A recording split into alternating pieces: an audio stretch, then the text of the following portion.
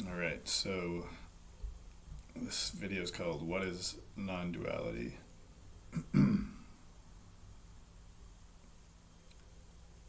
And I guess you could say, why wouldn't they just call it oneness if you're gonna say non-duality, which means not two? Why wouldn't you just say, call it oneness instead? And the reason for that is that the mind works in a way that it wants to conceptualize something, and it wants to know something, and it wants to understand. So it takes a subject and it tries to. There's the mind on one end, and then there's the subject on the other side that is trying to be understood. So if you say oneness, or if you say God or infinity, then the mind will try to dig into that and create some definition of what that would be, what that means to it, what that means to me. And so the effort of non-duality, which is basically the whole kind of center point of meditation and enlightenment and God, if we're going to use that word, is that or the reason that that term is used is to prevent the mind from conceptualizing. And yes, you're still trying to figure out what is non-duality, but that term is a negation by itself. So it's an attempt at preventing the mind from its analysis.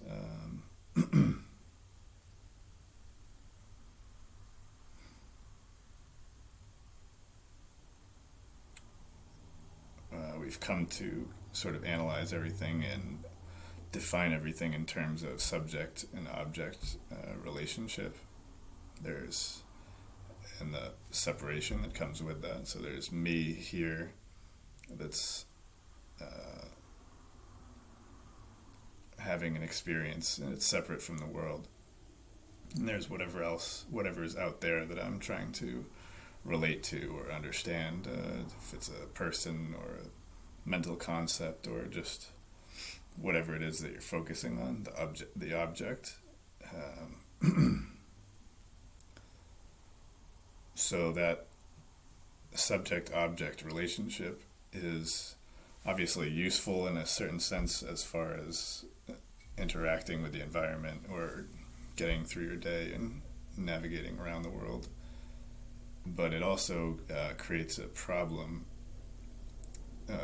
in the human mind where there's an obsessive latching on or identification with the particular subject, and that creates this sense of separation,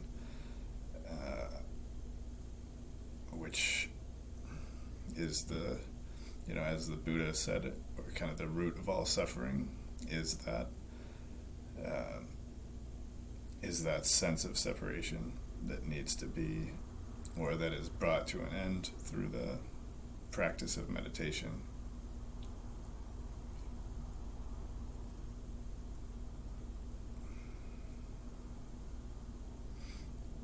And I mentioned this a little bit in the book, but there is the neuroscience behind this, which shows that subject-object relationship is reduced, or the activity of that in the brain is reduced through meditation or through psychedelics or some other avenues as well. But that's kind of a bit of an overwhelming concept, to the average person, is to think about the absence of a me being here and a you being over there. That might seem like a lot to digest, or might just seem outright absurd, and you stop the video now, and that's fine. But the me, the me is never actually known. The separation is never actually experienced. The idea of a separate self cannot be found, either scientifically or or just by watching and seeing what is actually experienced is a rapid sequence of sensations or thoughts that play, but there is no actual entity there. There's no I, or if you want to put it a different way, there's only one I. There's not two. There's not duality. There's not the separation.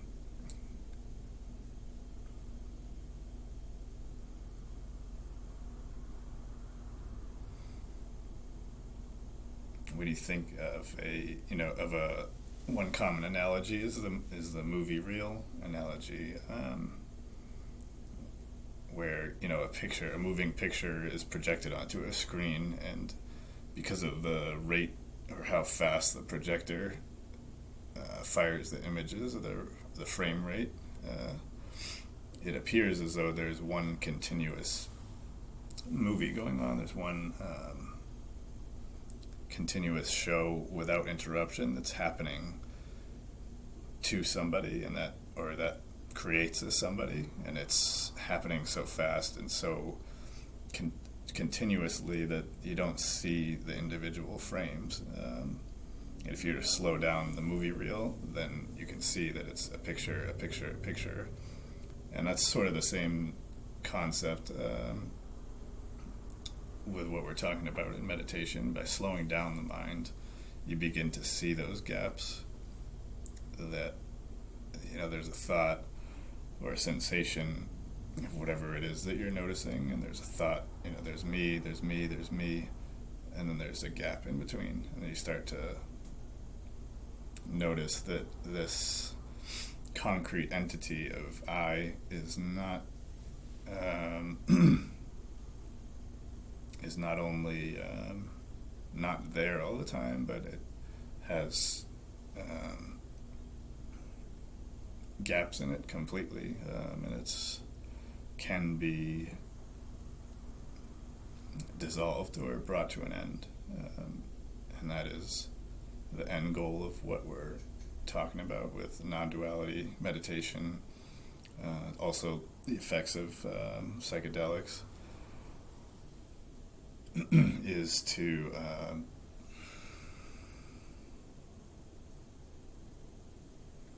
dissolve the rapid succession of slow down, and then ultimately eliminate that succession of identifications. It's the series, the way in which we live, majority and pervasively around you, and most things that we interact with is based on this identification, and you might say, who gives a shit, and it's some weird neuroscience and some bizarre terms that nobody ever talks about. But that separation, that sense of identification, and the subject-object separation that has become so pronounced, and that sensation of me is virtually solely responsible for almost every problem that we are facing as a species, every challenge and source of dissatisfaction or greed or jealousy or any number of things. Virtually all of them are find their root, foundational cause in this false sense of separation, this identification, this conditioned and reinforced identification of me and the self, which was not there when we were born, is gradually tacked on over time and can be outright eliminated just by starving the attention that we give to it. It atrophies like anything else in our body. And I go into some of the reasons of why it's there in the first place and what the factors are that keep it going. A lot more of that into the book, or is mentioned in the book.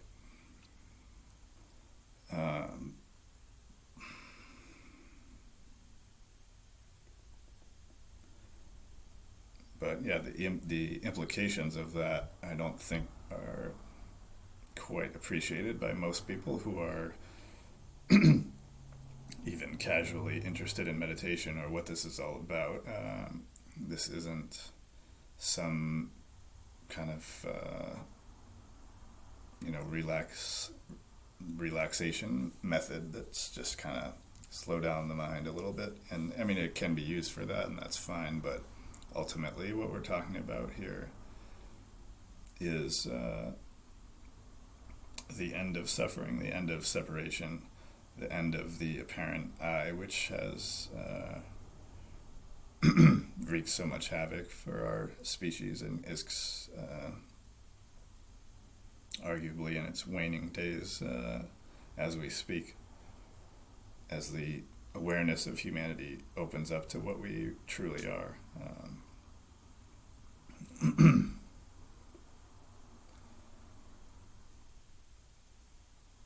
Try and keep this on a somewhat even tack here.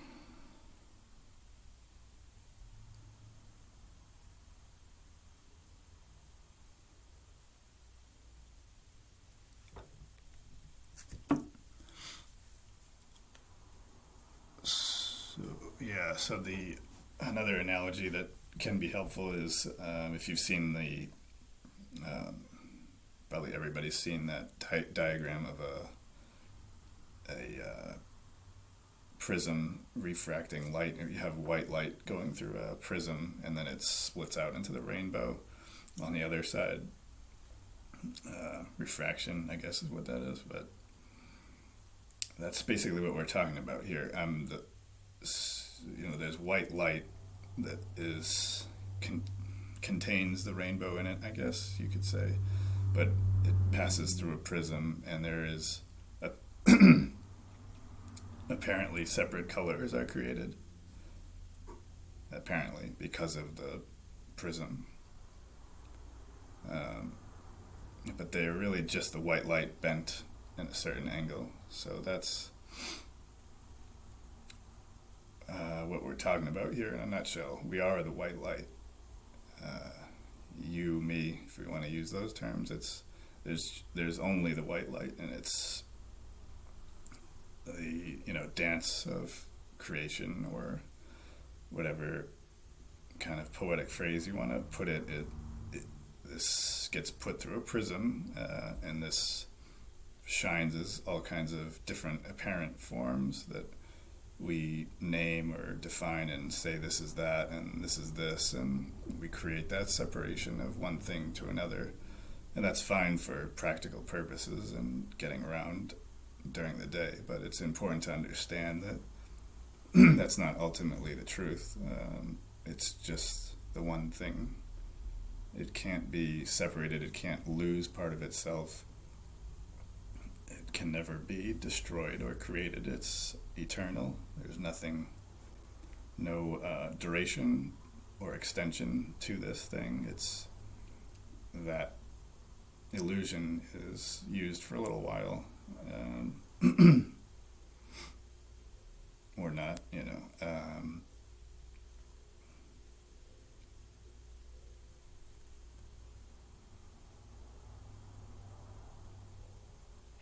but But that is the practice and ultimate goal of what we're talking about with non-duality, is the starvation and elimination of this mechanism, which continuously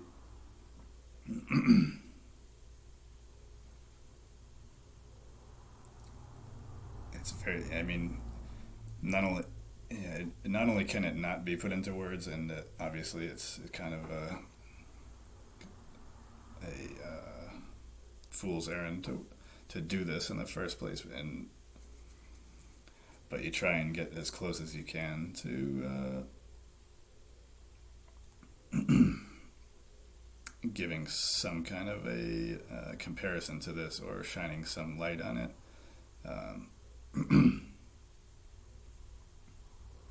But that's the process. The meditation is the process of disidentifying and disengaging with a kind of hamster wheel machine that we ourselves collectively and individually have set in motion, which has moved so fast to the degree that we're almost not even aware that we're doing it anymore, and it can be, or it is, such a shock to the system. It's a shock to the world to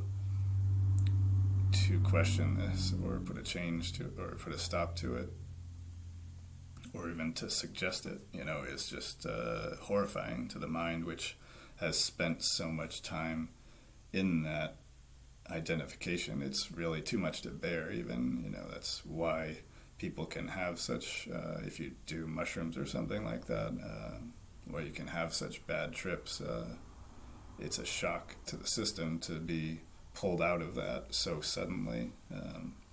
And the ego, which is just a name for that sense of separation,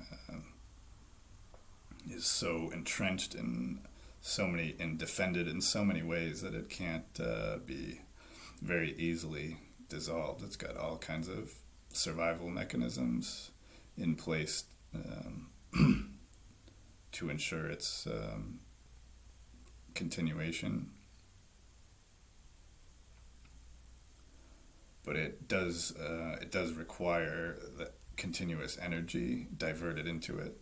So that's where meditation comes in, is simply watching it in action as opposed to feeding it. Usually we're just blindly feeding it, and one thing to the next, and you can't really stop for a moment of silence, and that's fairly apparent just from basic human interaction. You can feel how uncomfortable that is, and how commonplace it is to spend most of your time in distraction or pursuit of one thing or another. And it's just, to sit and do nothing is insane and stupid, really. Or it's seen to be that way.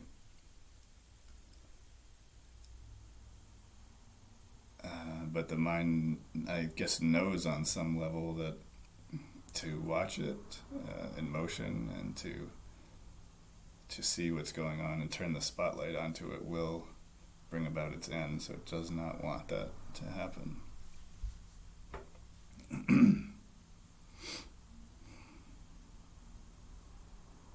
It wants to keep the problems going. It wants to keep the search going. It wants to do anything to avoid the unthinkable, the indefinite,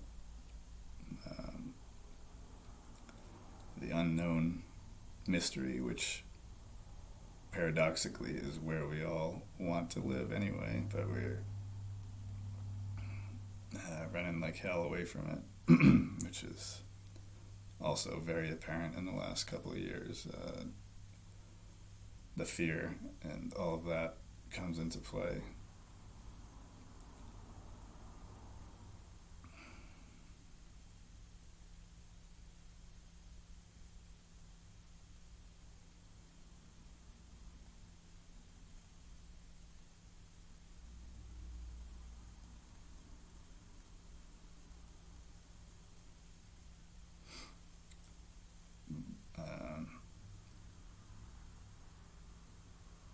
But as Ramana says, one of the great 20th century mystics, there are no others. How can there be fear when there is no other? There's just this kind of perpetual, beautiful free fall that we're in, or we are that. And there's a resistance mechanism that we've built that creates the problem and then wants to get out of it at the same time, or it pretends that it wants to get out of it. It's kind of a very very schizophrenic sort of machine that we've got here. But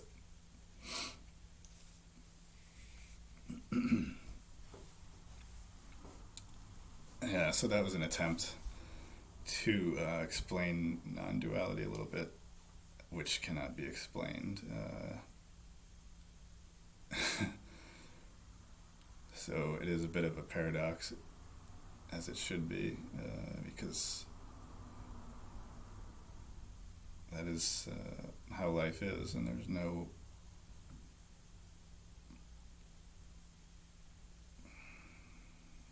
nothing to hold on to here. There's no reason to really want to do that.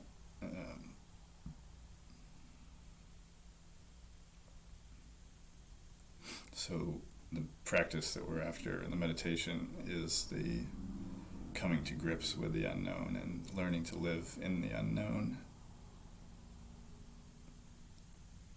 and learning to rest in that silence until this apparent separation is dissolved entirely, or brought to an end through the detachment of that egoic thought processes that are nearly continuous for most of us.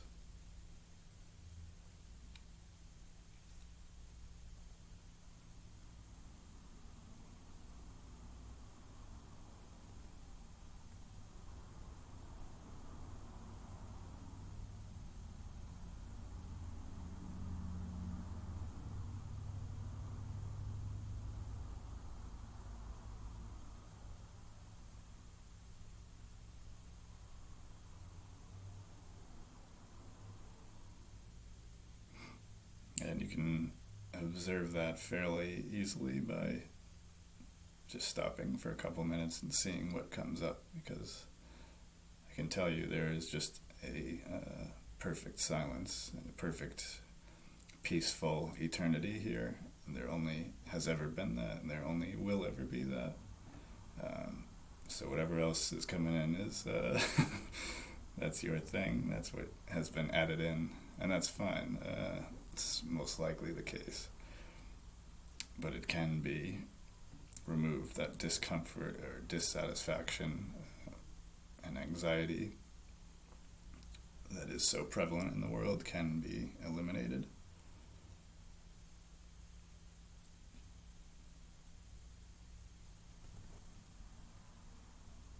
Or not. You can just hang out in the dream world a bit longer and keep chasing after whatever you're into. No shame in that either.